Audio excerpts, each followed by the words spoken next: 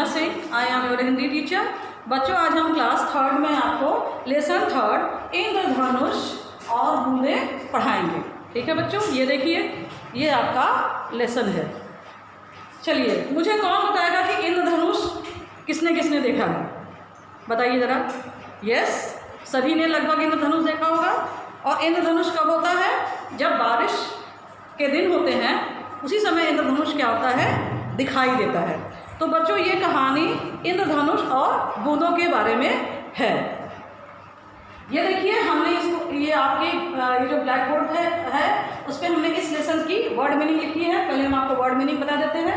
घमंड मीन्स अभिमान, प्रशंसा के फुल मतलब होता है अत्यधिक प्रशंसा करना, आरंभ मतलब होता है शुरू, चकित मतलब होता है हैरान, रौंदना मतलब होता है कुचलना, उपाय मीन्स होता है तरीका, ऋतु मीन्स होता है मौसम, और ओट से मतलब होता है पीछे से छिप कर।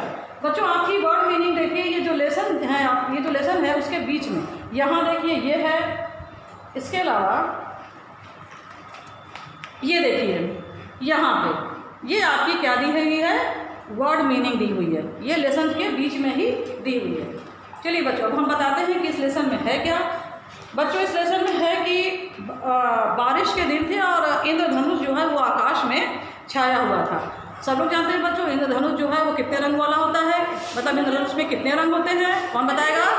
यस, 7 रंग होते हैं। इंद्रधनुष में 7 रंग होते हैं। और इंद्रधनुष बच्चों बहुत सुंदर लगता है। अगर आप लोगों ने इंद्रधनुष देखा होगा तो आपने देखा वो बहुत ही सुंदर लगता है देखने में। तो इंद्रधनुष को क्या हुआ था, वर्षा के दिन थे, आकाश में इंद्रधनुष छाया हुआ था, तो इंद्रधनुष को अपनी सुंदरता पे घमंड हो गया। मतलब उसको और जब भी निकलता था तो अपनी तारीफ खुद ही करने लगता था। देखो मैं कितना सुंदर हूँ, देखो मैं कितना सुंदर हूँ, लोग मुझे देखने के लिए खड़े हो जाते हैं। इस तरीके से कैसे करके वो अपनी तारीफ करने लगता था। इसी जो इंद्रधनुष है बच्चों, उसी के आसपास कुछ छोटी छोटी बूंदें भी रहती थी आसमान में। वो भी बादलों पे छाई रहती थी, मतलब जो पानी जो बरसता है उसकी जो बूंदें रहती है बच्चों वो आकाश में रहती है, तो वो भी इंद्रधनुष के आसपास क्या रहती थी, छाई रहती थी। बूंदें भी अपनी खूबियाँ बहुत अच्छे से जानती थी। भाई सबकी अपनी अलग अलग खूबियाँ होती, सबकी अपनी अलग अलग क्वालिटी होती है। अगर इंद्रधनुष की क्वालिटी थी कि वो सुंदर है तो बूंदों की भी क्वालिटी, बूंदों में भी कुछ क्वालिटी थी, लेकिन उन्हें बूंदों को अपनी तारीफ करना अच्छा नहीं लगता था। जिस तरीके से जो है इंद्रधनुष अपनी तारीफ करता था, इस तरीके से बूंदें जो है वो अपनी तारीफ नहीं करती थी, वो चुपचाप अपना काम करती थी। एक इसी तरह बच्चों बारिश का दिन था, लोग जान ही रहे हैं, और आसमान में जो है इंद्रधनुष निकल आया, और जैसे ही निकला वैसे उसने अपनी प्रशंसा के पुल बांधना शुरू कर दिया। बच्चों प्रशंसा के पुल बांधना आरंभ कर दिया, मतलब हमने आपको बताया था ना, अत्यधिक प्रशंसा करना, मतलब वो अपनी ही प्रशंसा, अपनी ही तारीफ खुद ही करने लगा कि देखो मैं कितना सुंदर हूँ, मैं जब भी निकलता हूँ तो लोग मुझे चकित होकर देखने लगते हैं, चकित मतलब हैरान होकर देखने लगते हैं। तो जो बूंदें थी बच्चों वो चुपचाप उस इंद्रधनुष की बातें जो है वो सुन रही थी। तो एक बूंद से नहीं रहा गया, उसने कहा कि भाई तुम सुंदर तो हो, लेकिन तुम बार बार अपनी तारीफ़ें क्यों करते रहते हो कि मैं सुंदर हूँ, मैं सुंदर हूँ। हम भी जानते हैं तुम सुंदर हो, लेकिन इसका मतलब थोड़ी कि तुम बस अपनी तारीफ़ करते रहा करो। तो इंद्रधनुष जो है वो गुस्सा हो गया और वो बोला कि बस बस रहने दो, तुम तो इतनी छोटी सी हो, तुम भला क्यों बोलती हो, एक अकेली बूंद पर कौन ध्यान देता है, किस पर गिरो, कहाँ गिरो, किस पैर के तले रौंदी जाओ, किस पानी में मिलो, क्या मालूम। एक मैं हूँ, जब भी निकलता हूँ तो बस सबका ध्यान मेरी तरफ ही होता है, सब खड़े होकर मुझे देखते हैं। मतलब वो बूंद पे कह रहा था कि बच्चों बूंद जब गिरती है आसमान से, जब पानी बरसता है तो पानी ये नहीं देखता कि वो जा कहाँ रहा है, वो नाली में जा रहा है कि नदी में जा रहा है कि किसी छत में गिर रहा है कि लॉन में गिर रहा है। उसका काम है गिरना, वो गिर रहा है, जहाँ भी गिर रहा है वो गिर रहा है, अपना काम कर रहा है। लेकिन जो वही इंद्रधनुष कह रहा है कि तुम क्या कर लेती हो, तुम तो बस अकेली हो, कहाँ भी गिरो, कहाँ भी ना गिरो, किसके पैर तले लौंदी जाओ, कीचड़ में गिरो, नाली में गिरो, तुम हो क्या मेरे आगे, मैं देखो कितना सुंदर हूँ। तो बच्चों बूंदों के आसपास और ढेर सारी बूंदें थी, तो वो भी इनकी बात सुन रही थी। उनको लगा कि इंद्रधनुष कुछ ज़्यादा ही घमंडी हो गया है, क्यों ना इसका घमंड अब तोड़ा जाए, इसका घमंड तोड़ना जो है बहुत ज़रूरी हो गया है। तो वो सब सूरज के पास गई और सूरज से बोली कि हमें आपकी मदद चाहिए, हमें आपकी हेल्प चाहिए इंद्रधनुष को सबक सिखाने के लिए, और आप क्या मेरी हेल्प करेंगे। मतलब वो सूरज से पूछती हैं कि क्या आप मेरी हेल्प करेंगे उसको सबक सिखाने के लिए।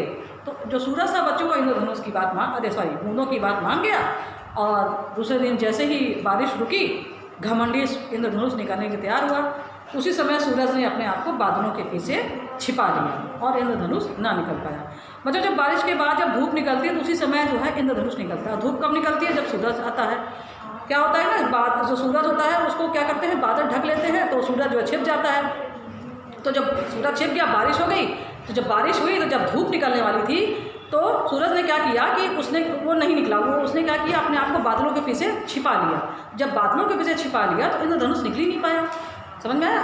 तो अब जो है क्या नाम से इंद्रधनुष जब भी निकलना चाहता कि अब हम निकलें, तो सूरज अपने आप को बादलों के पीछे छिपा लेता था।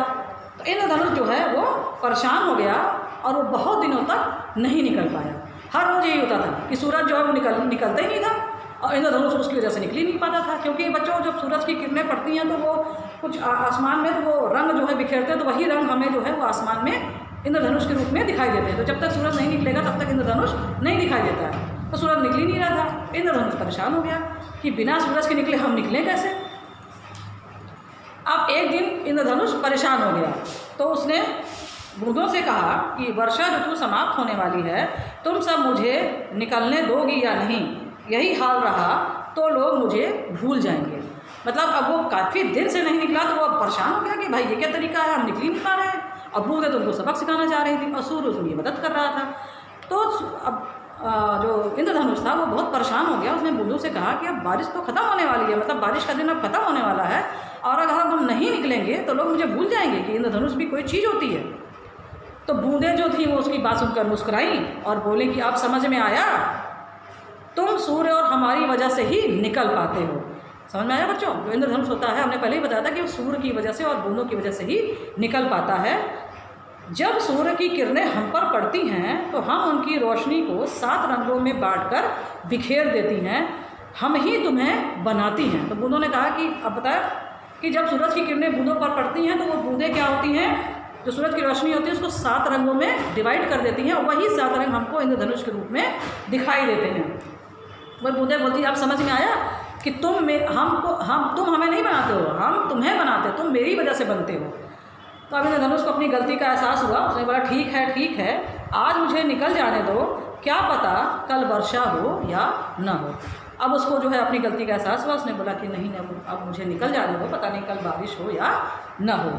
सूरज जो था वो बच्चों बादलों की ओट से सब कुछ छुप रहा था। ओट मतलब होता है तो पीछे से, मतलब ऐसे छिप के जो है सुनना। तो सूरज जो है वो छिप के सुन रहा था। तो उसने बूंदों से कहा कि प्यारी बूंदों, अब इंद्रधनुष को जो है समझ में आ गया है, अब इसे निकल जाने दो। अब बूंदें हंसी, उन्होंने एक दूसरे की तरफ आँखों से इशारा किया, मुस्कुराई और बोली हाँ सूर्य क्यों नहीं, अब इसे निकल जाने दो। आकाश में 7 रंगों वाला इंद्रधनुष फिर से दिखाई पड़ने लगा। मतलब जब इंद्रधनुष को अपनी गलती का एहसास हो गया तो सूरज ने समझाया बूंदों से कि अब इसे निकल जाने दो, इसे अपनी गलती का एहसास हो गया है।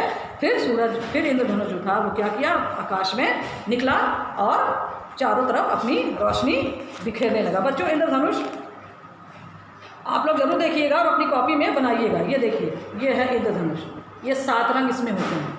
ठीक है, कौन से 7 रंग होते हैं बच्चों, जब हम प्रैक्टिस को आपको पढ़ाएंगे तब हम आपको समझाएंगे। बच्चों नेक्स्ट वीडियो में हम आपको इसकी क्वेश्चन आंसर और इस लेसन की एक्सरसाइज बताएंगे।